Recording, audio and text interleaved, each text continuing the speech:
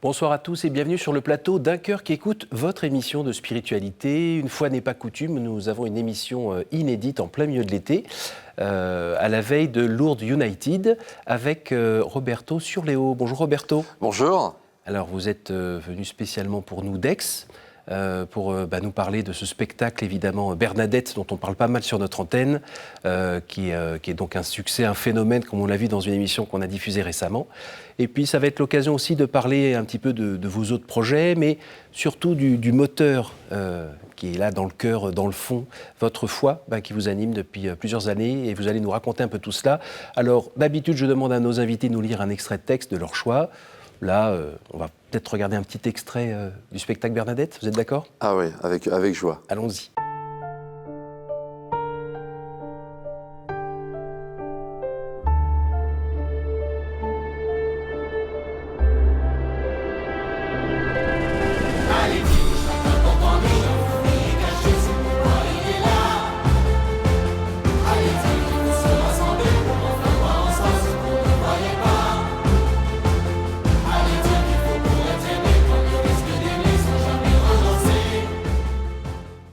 Ça n'a pas pris une ride, il n'y a pas de poussière. On a l'impression que ça vient de recommencer à nouveau, ce spectacle. Ça vient de recommencer, donc c'est pas qu'une impression.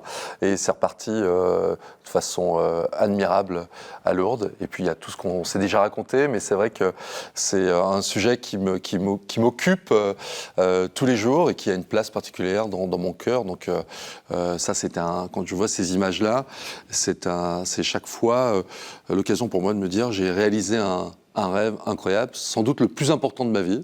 Et j'ai des ambitions très grandes pour ce spectacle-là, avec l'étranger. Et moi, j'adorerais qu'à travers le monde, on puisse ressentir ce qu'on ressent à Lourdes depuis que ce spectacle est sur place, depuis 2019. Alors, vous êtes un producteur assez connu sur la place de Paris et un peu plus large.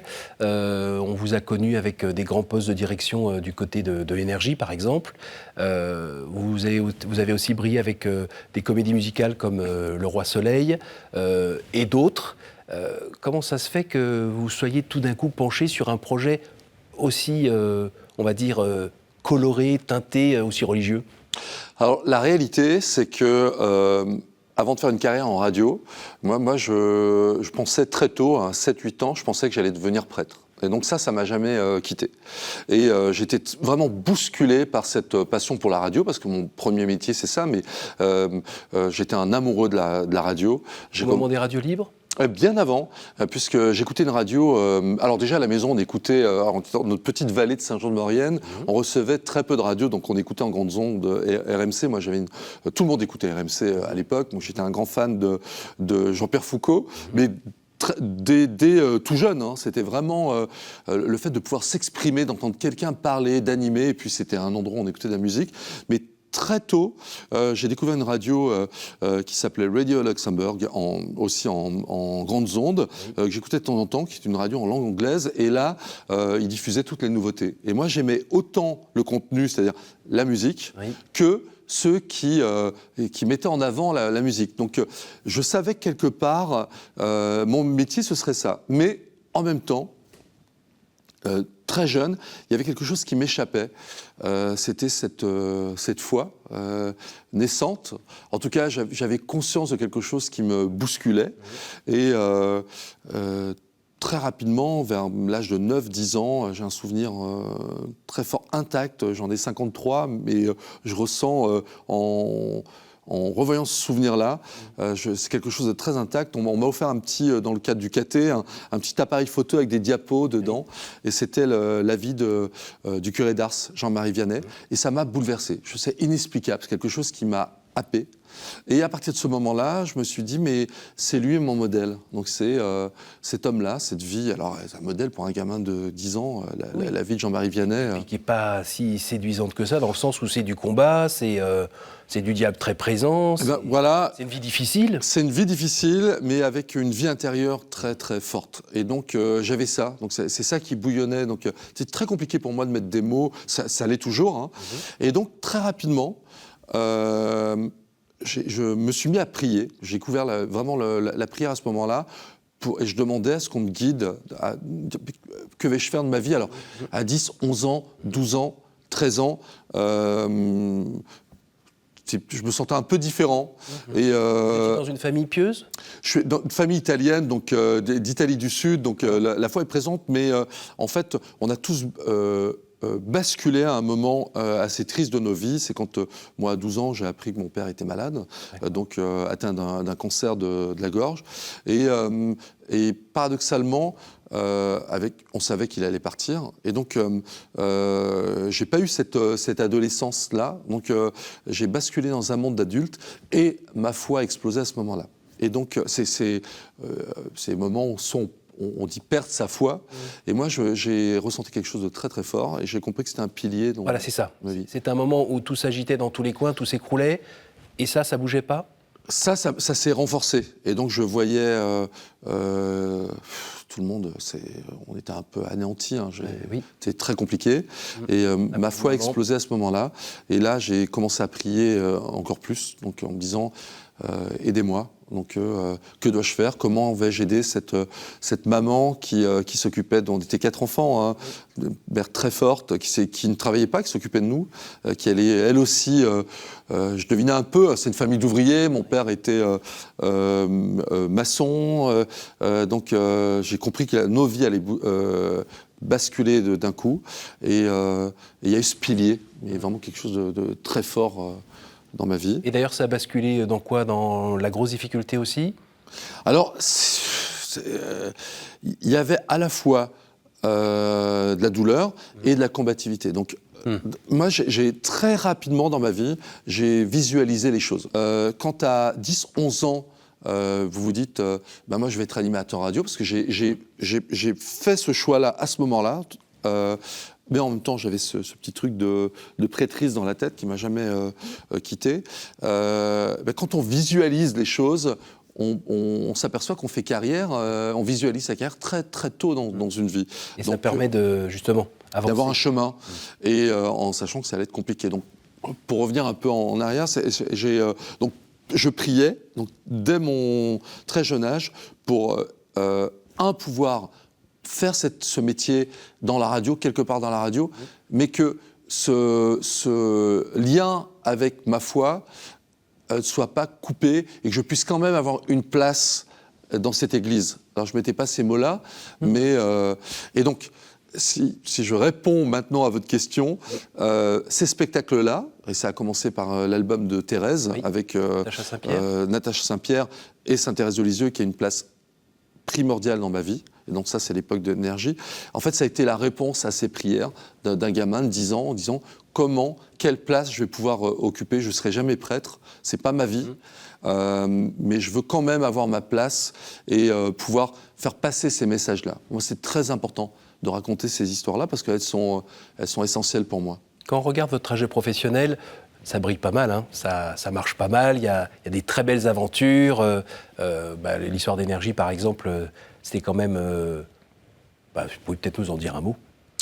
Énergie, alors, c'est une de ma plus belle aventure professionnelle, comme ça, de salarié, mais non pas parce que la marque est énorme, parce que c'est un gros média, c'est simplement, je suis un enfant de la radio, donc j'ai commencé comme animateur, et j'allais, sans le savoir, aller dans une radio qui ne me faisait pas rêver, puisque je n'ai pas grandi en écoutant Énergie.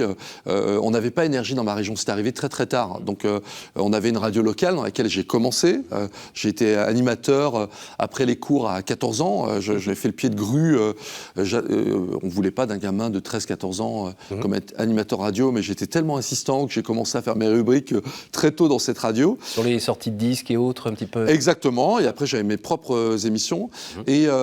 Mais ce qui a été incroyable à Énergie, c'est l'aventure humaine. J'ai été recruté par quelqu'un qui s'appelle Max Guazzini, qui est une légende de la radio. On a déjà reçu d'ailleurs sur notre antenne. Voilà, alors Jean-Paul Bodecroux est le propriétaire de la radio. Un visionnaire, c'est vraiment un monsieur incroyable qui avait, lui, dans sa tête, le modèle américain. Et il a fait ça en créant Énergie et les autres radios après, c'est incroyable.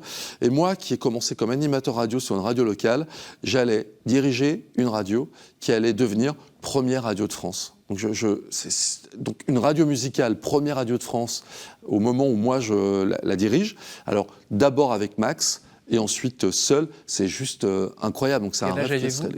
À l'époque, alors c'est 80, c'est 2000. Je suis rentré en 2000 à Énergie, donc on était première radio de France en 2002-2003. J'ai plus les dates en tête. Mais ma grande rencontre, c'est quand même Max, parce qu'en fait, j'ai découvert quelqu'un qui avait la foi. Et on a commencé à parler de ça, et puis il y a des moments, on a parlé de Jésus, on a parlé du petit séminaire, donc c'est très étonnant pour moi. Oui. C'est fou de... Et puis l'image qu'on a aussi d'énergie, de ce qui s'y vivait, de ce qu'on y entendait, c'était pas non plus... forcément, ça collait pas très bien non plus avec... oui, alors c'était... les gens se trompaient, parce qu'en fait, il n'y avait pas autant de... Alors, c'est une grosse marque, donc on pense que tout est marketé, mais non, en fait, tous les choix, notamment sur la musique, tout ça, sont des choix de talents qui travaillent et qui sont au service de leur radio, à commencer par Max, alors, qui a une oreille incroyable. Et donc, j'ai été très heureux pendant ces années, avant de me lancer dans ma propre aventure. Et puis, c'est à Énergie que j'ai découvert un lieu qui était à proximité, j'en parlais tout à l'heure, qui est une chapelle qui est à la Fondation d'Auteuil. En fait, ça c'est un moment un peu curieux de ma vie, parce que même si l'équipe était formidable, il y avait le challenge des audiences, et donc c'était une grosse entreprise Énergie. Et alors nous, on a nos audiences, ce qu'on appelait les intermédiaires, tous les 15 jours, mais il y a une concurrence qui est folle, oui. Donc beaucoup de pression. C'est la guerre. On a la pression des maisons de disques, des artistes. On a un peu, quand vous passez sur Énergie en tant qu'artiste, vous êtes chanteur, vous êtes joué sur Énergie, ça change votre vie, mais une playlist, c'est 40 titres, et on ne change pas 40 titres chaque semaine. Oui. Donc c'est 2-3 places qui se libèrent, 4 places grand maximum qui se libèrent chaque semaine. Donc les places sont chères, et vous représentez cette pression-là. Plus la pression économique, puisque ce sont les entreprises privées. Et moi, je faisais du sport à proximité d'Énergie, dans une salle de sport. Et donc, en sortant un jour de la salle, rue La Fontaine, je vois cette petite église dans les jardins de la Fondation d'Auteuil. Et là, je me suis dit, moi, je ressentais vraiment le besoin de prier. J'allais prier souvent à l'église d'Auteuil, juste à côté d'Énergie. Mais là, donc, à côté de petite chapelle.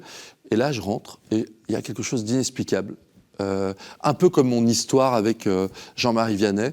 Et je ressens quelque chose de très très fort. Je n'avais même pas vu que cette chapelle était dédiée à Sainte-Thérèse. Je ne l'ai pas compris tout de suite. J'ai vraiment vu la belle chapelle, les escaliers, cette porte, les portes grandes ouvertes. Donc et là, j'ai ressenti quelque chose qui m'a totalement dépassé. J'ai compris très rapidement après qu'elle était dédiée à Sainte-Thérèse. J'ai vu ce reliquaire et j'ai trouvé une maison. Et à partir de ce moment-là, j'ai commencé à prier Sainte-Thérèse très très fortement. C'est vraiment quelque chose, c'est ce visage-là, et Sainte-Thérèse est vraiment rentrée en ma vie. Ça a étonné un peu tout le monde, parce que j'ai commencé à allumer des bougies, à avoir des neuvaines tout le temps, tout au long de ma vie, et des prières dédiées à Sainte-Thérèse. Et donc j'étais dans cette grosse machine qui était Énergie, mais je m'échappais, on me voyait partir, on ne savait pas où j'étais, le téléphone était coupé, et en fait je passais une demi-heure quasiment tous les jours, ou plusieurs fois par semaine, à me réfugier là-bas, et à demander à Sainte-Thérèse de m'aider, de prendre les bonnes décisions, de piloter cette entreprise, mais également de prendre des décisions de ma vie personnelle, intime, les bonnes décisions. Et ça a été quelque chose d'extraordinaire. Et à partir de ce moment-là, je n'ai jamais arrêté de prier Sainte-Thérèse, qui allait être rejoint après par Notre-Dame de Lourdes. Mais et en plus, il y a eu un impact dans ma vie professionnelle, puisque je produisais Robin des Bois. Oui. Je suis en pleine production de Robin des Bois. Et un jour, je dis à mon associé Léonore de Galard, qui était donc l'épouse du chanteur et du compositeur Grégoire. Oui. Donc on est en 2013, on produit notre premier spectacle qui est Robin des Bois, donc on a des soucis jusque-là. Et je dis un jour à Léonore, écoute, tu sais, est-ce que tu peux demander à Grégoire de mettre en musique des textes de Sainte Thérèse de Lisieux ? Et là, elle me raconte bien évidemment l'histoire après, en disant, elle rentre chez elle en disant « Roberto est fou, on fait notre première comédie musicale, on a des soucis partout. » Et lui, en plus, il se rajoute une couche de soucis en voulant sortir un album sur les textes de Thérèse. Et lui, très curieux, il connaissait à peine. Sa femme lui dit « il ne faut pas le faire ». Bien évidemment, la première chose qu'il va faire, c'est aller sur Internet, regarder quels étaient ces fameux textes, et il tombe sur « Vivre d'amour ». Et tout ça, c'est une journée. Hein. Et le soir, Éléonore m'appelle en disant « Écoute, Grégoire est en pleurs. Il est en train de composer les musiques, donc des il textes. » a été touché au cœur direct.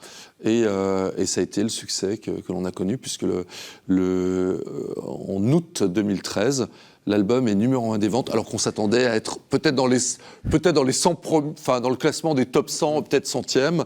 Et là, l'album était numéro 1. Et les chansons, portées par Natacha Saint-Pierre, qui est extraordinaire, ça a été un projet clé pour elle aussi, mais Angoune et les autres, les chansons étaient bastonnées à la radio. Et voilà, donc ça répondait à ces prières de gamins qui voulaient avoir sa place dans cette église. Et en continuant, on arrive avec Bernadette. Alors tout ça, c'est la même période en fait, puisque Bernadette, c'est vraiment né aussi à la période de Robin des Bois.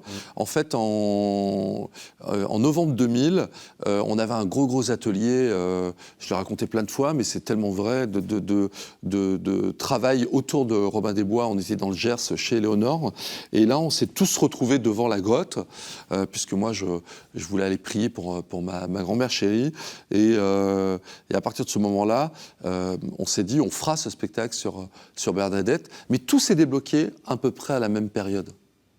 Voilà. Un petit mot sur la fameuse grand-mère ? Alors là, c'est compliqué de parler d'elle sans être ému.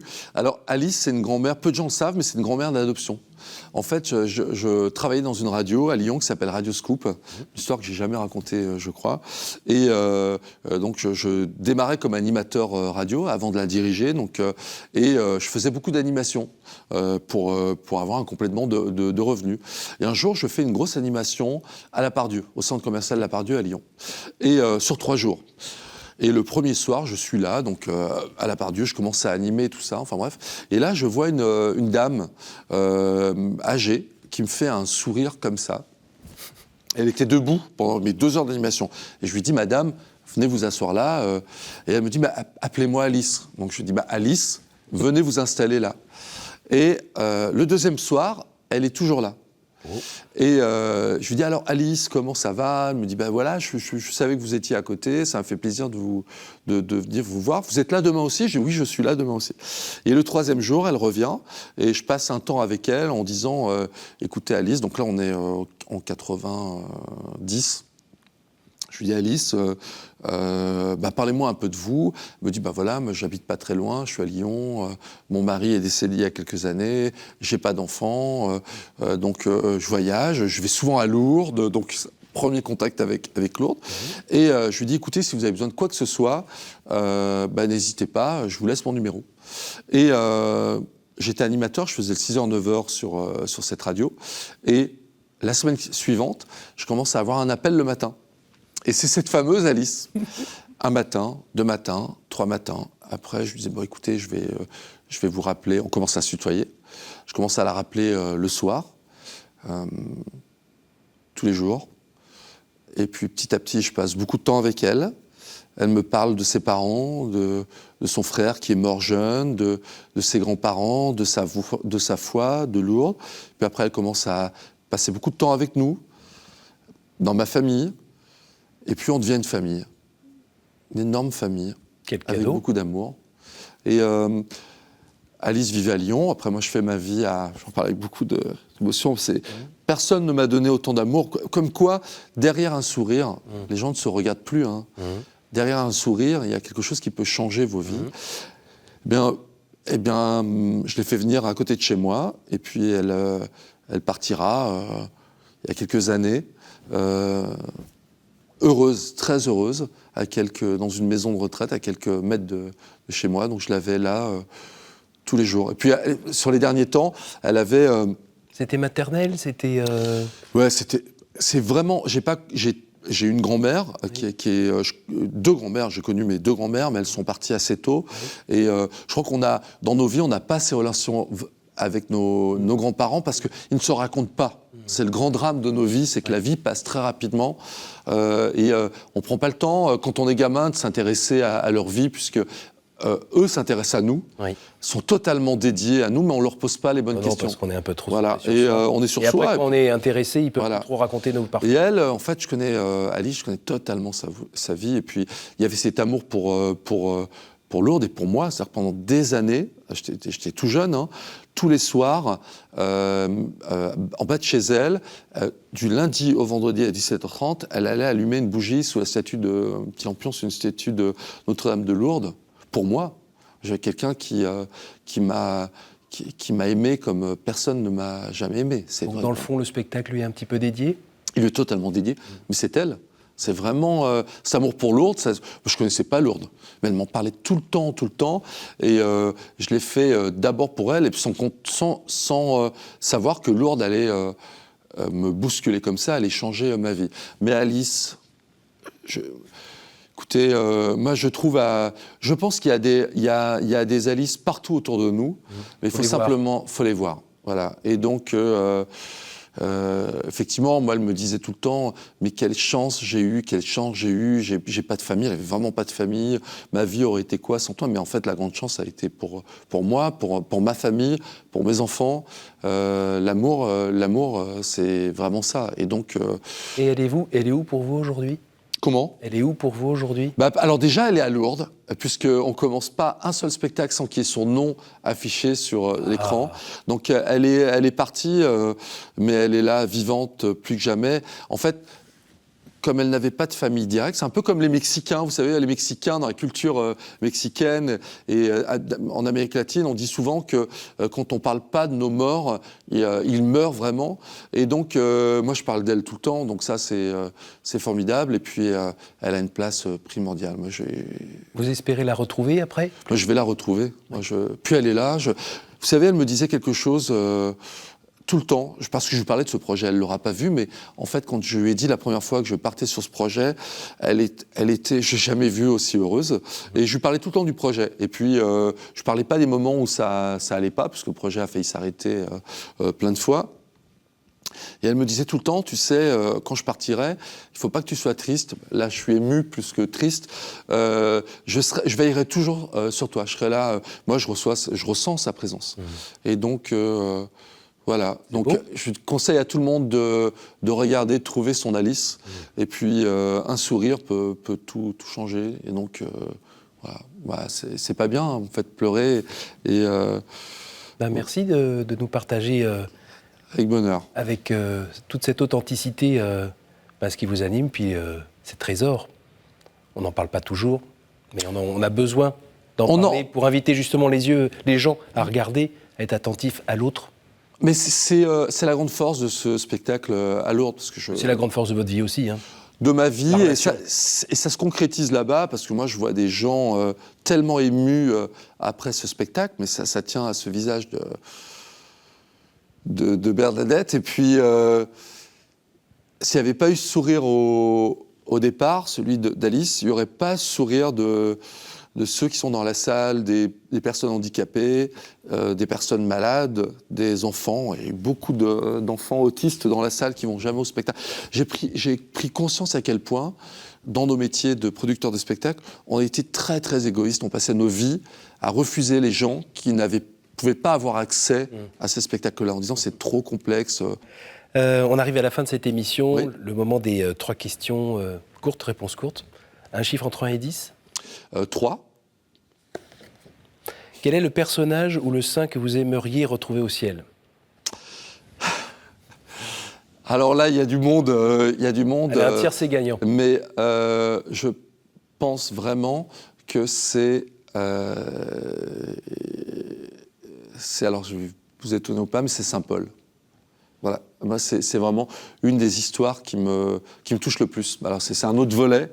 D'accord. Et Paul me touche particulièrement. À nouveau. 9. Au jour du jugement, qu'aimeriez-vous que Dieu vous dise? Ah, c'est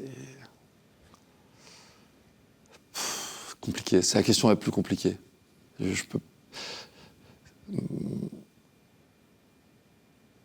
peux pas vous répondre. Un mot, un geste? Un geste. On espère aller au ciel, hein, donc on sait que c'est pas indu, et donc j'aimerais vraiment que le geste, c'est regarde, ils sont là, et donc tous ces visages importants, tout ce dont on a parlé tout à l'heure, c'est plutôt ça, mais question la plus compliquée. Donc une dernière plus simple. Allez, la première. Y a-t-il une parole que vous regrettez de n'avoir pas dite à quelqu'un? Alors, c'est pas une parole, et puis je vous le raconterai pas là, mais c'est peut-être quelque chose de très personnel que j'aurais pu raconter à Alice, par exemple, ou voilà. Mais c'est même pas un regret. Moi, en plus, avec l'âge, on apprend à faire des trucs fous. C'est-à-dire que quand on a des inimitiés ou des gens qu'on a perdu de vue, et souvent parce qu'on n'a pas eu le courage de retourner vers eux ou de demander pardon ou d'expliquer pourquoi nos chemins ensemble se sont arrêtés. Là, depuis Lourdes, en fait, je rappelle les gens avec qui j'étais fâché, je les retrouve et on s'aperçoit qu'il n'y a jamais rien de grave, en fait. Et donc...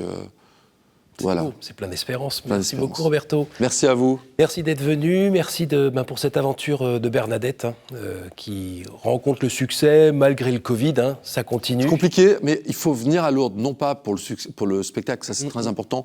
Venez à Lourdes, n'oubliez pas le message. Ouais. Et n'oublions pas le message de Notre-Dame de Lourdes. À nous tous, c'est très important. Et c'est encore plus vrai quand la période est compliquée et difficile. Il faut se retrouver à Lourdes, il y a des réponses à nos prières. C'est très important. Marie écoute, Marie entend, elle répond. Exactement. Elle intercède pour nous auprès de Dieu qui après agit dans nos vies. Merci beaucoup. Merci à vous tous. Merci à vous tous pour votre fidélité. N'hésitez pas à retrouver ce programme sur notre site, comme d'habitude, www.ktotv.com. Et puis, moi, je vous souhaite un bon été et on se retrouve à la rentrée. Bonne soirée.